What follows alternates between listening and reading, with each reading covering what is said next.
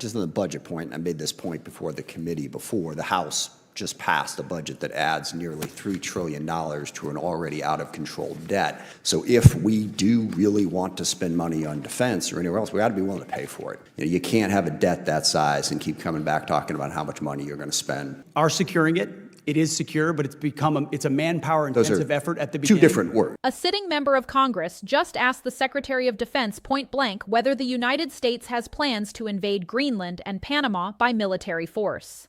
This wasn't a hypothetical question about some distant threat. This was about whether our own government is actively preparing to seize the territory of sovereign allies. The answer he got should alarm every American who believes in democratic oversight of military power. Adam Smith asked Defense Secretary Pete Hegseth a question that few Americans ever expected to hear in a congressional hearing room.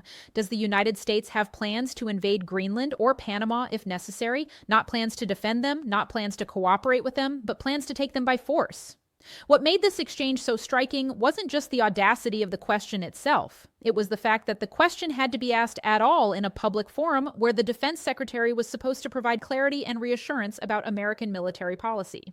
Representative Adam Smith wasn't grandstanding or trying to manufacture a viral moment for social media. He was performing one of Congress's most serious constitutional responsibilities, drawing a hard line between legitimate military preparedness and dangerous political intent that could reshape America's role in the world. The exchange began during a broader discussion about defense spending, border security, and acquisition reform, but it quickly pivoted to something far more consequential. Smith wanted to know directly from Hegseth whether it is the stated policy of the Department of Defense that America needs to be prepared to take Greenland and Panama by force if necessary, and whether this represents official policy within the Department of Defense in accordance with the president's wishes. What we're continuing to do is expand that and fortify it through infrastructure, which is a big part of the budget on the Department of Homeland Security side as well.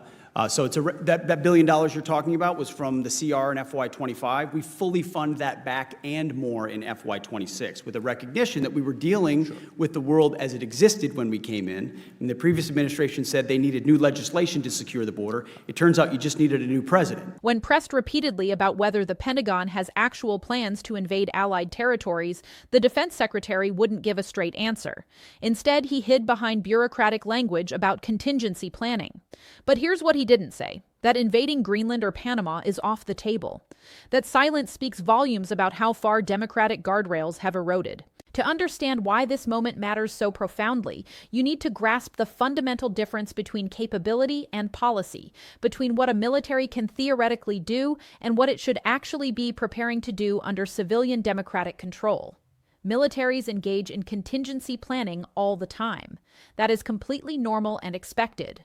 War colleges study hypothetical scenarios. Strategic planners develop options for various situations that might never occur. Military readiness requires thinking through possibilities, even unlikely ones.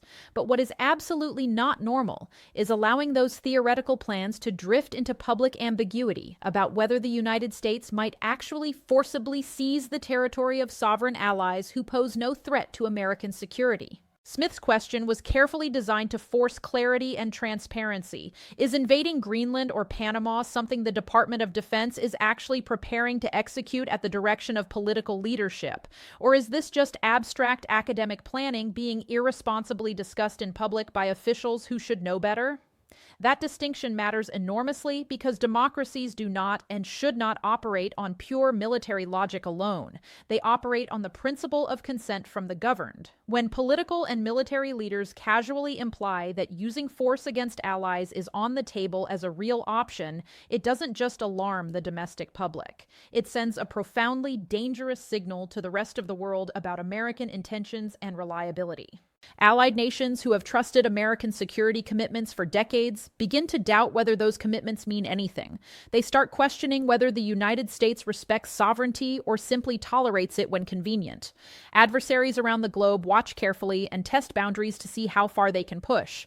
And American citizens are left wondering whether their votes and their voices still actually constrain foreign policy decisions, or whether those decisions are being made in closed rooms by people who believe democratic oversight is an inconvenience rather rather than a constitutional requirement. Notice how Smith very deliberately framed the issue in his questioning. He didn't dispute that Greenland and Panama are strategically important locations in an era of great power competition. He explicitly acknowledged legitimate concerns about China's growing influence in critical regions and the need for America to remain globally competitive. What he challenged directly was the enormous leap from strategic concern to military coercion. Strategy and national interest do not automatically justify the use of force, especially against nations that are not enemies, that have not attacked us, and that in the case of Greenland belong to a NATO ally.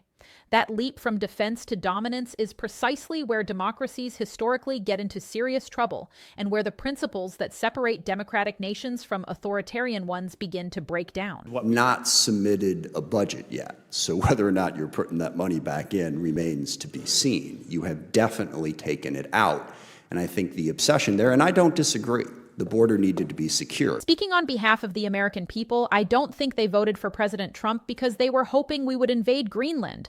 That single line from Congressman Smith cuts through all the bureaucratic evasion and gets to the heart of what's at stake. Elections are not blank checks for foreign conquest. Democratic control of the military means something, or it means nothing. Defense Secretary Pete Hegseth responded with a bureaucratically familiar answer that anyone who has watched enough congressional hearings would recognize immediately.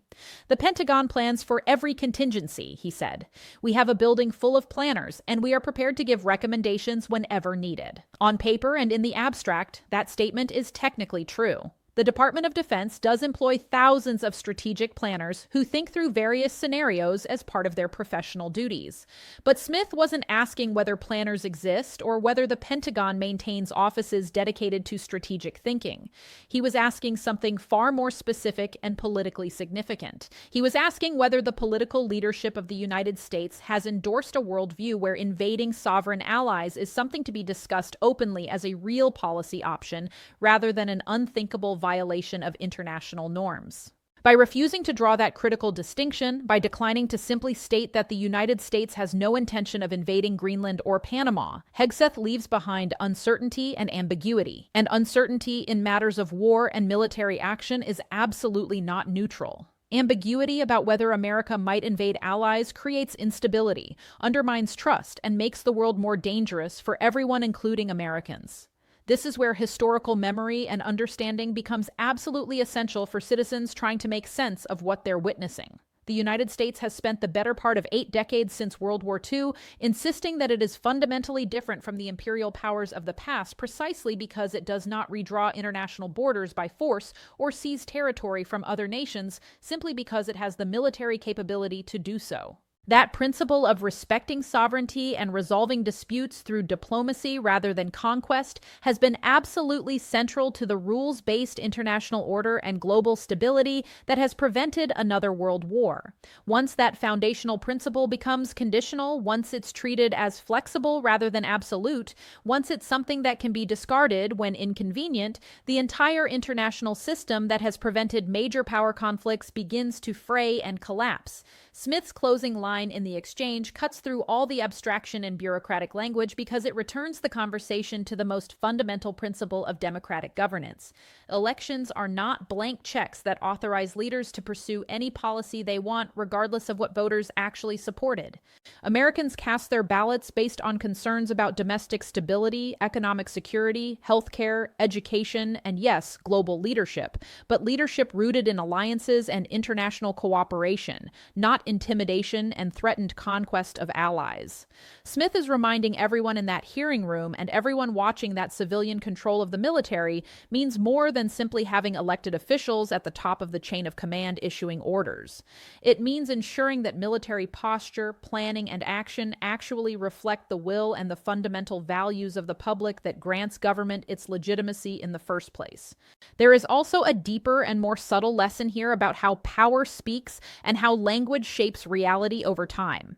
When political and military leaders begin to normalize language about invasion and military conquest under the seemingly innocuous guise of contingency planning and preparedness, they gradually reshape what feels acceptable and what crosses the line long before any actual military action is ever taken. History demonstrates repeatedly that wars and military interventions rarely begin with sudden, impulsive decisions made in a moment of crisis. They begin with slowly shifted norms, deliberately softened language that makes the unthinkable seem reasonable, and most importantly, with unanswered questions exactly like the one Smith asked that never receive clear, definitive responses. This congressional exchange matters enormously because it exposes in real time how fragile democratic guardrails and oversight mechanisms can become when clarity and transparency are systematically replaced with vagueness and evasion. Congressional oversight exists precisely to stop that dangerous slide from deterrence to aggression, from planning to action, from theoretical capability to actual policy. Smith wasn't accusing Hegseth of crimes or making inflammatory charges. He was doing something more important. He was demanding clear definition and forcing officials to state openly whether certain actions are or are not American policy. And in moments like this, when fundamental questions about war and peace hang in the balance, definition and clarity are absolutely everything. The difference between a military that plans abstractly and a military that is actively preparing for conquest of allies is not a minor technical distinction. It's the difference between a democracy that controls its military and a military that has slipped beyond democratic control. It's the difference between a nation that respects international law and one that views law as optional. It's the difference between leadership that answers to citizens and leadership that views citizens as obstacles to be managed rather than the source of governmental authority. Smith's question also reveals something important about the current state of American political discourse and oversight. The fact that a ranking member of the House Armed Services Committee feels compelled to ask whether the United States plans to invade allies indicates how far public statements and signals from political leadership have drifted from traditional American foreign policy principles. Previous administrations across both parties maintained certain boundaries in public discourse about the use of military force. They recognize that even casual speculation about invading allies creates international instability and undermines American credibility. The erosion of those boundaries is what forced Smith to ask his question. If you care deeply about democratic restraint on military power, about respect for international law and sovereignty, and about ensuring that America's military serves the public good and public consent rather than personal ambition or authoritarian impulses, this is a moment that deserves your full attention and engagement. This is not abstract political theater or partisan point scoring. This is about whether the fundamental principles that have guided American foreign policy for generations still apply, or whether they are being quietly discarded while the public is distracted by other issues. Share this analysis with others who care about these principles. Stay actively engaged with what is happening in congressional oversight hearings. Keep watching these exchanges closely because they reveal in real time whether democratic accountability is functioning or failing. Accountability and democratic control don't disappear overnight in a single dramatic moment.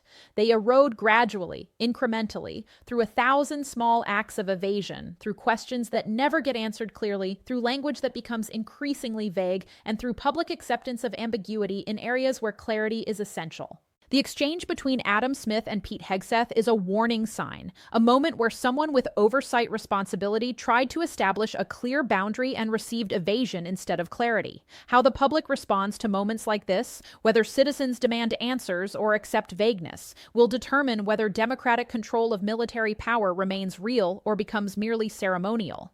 That choice belongs to all of us, and the time to engage is now while questions can still be asked and answers can still be demanded.